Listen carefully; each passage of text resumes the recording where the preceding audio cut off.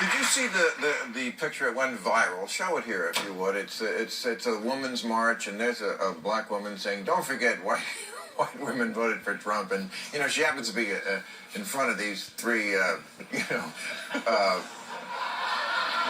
I told my mother not to do this again, man. And they do look self-involved because they're taking selfies and stuff. But I mean, everybody takes selfies. And I'm just, do you think this is helpful? I mean, I'm kind of on the liberals about this sort of internecine warfare. Those white women there, they came to the march. I was there. I was at. They could have gone somewhere else. Maybe Absolutely. we're not perfect.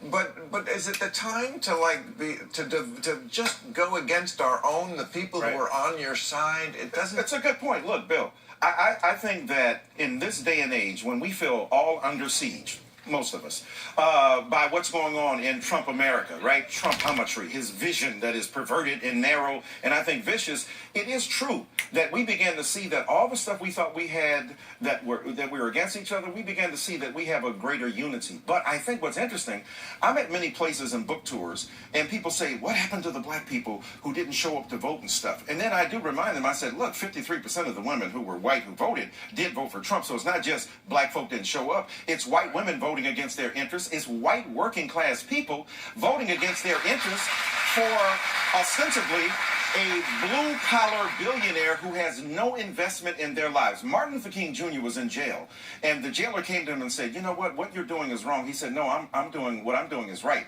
And then Dr. King asked the white guy, how much money do you make? And after Dr. King said, you need to be marching with us.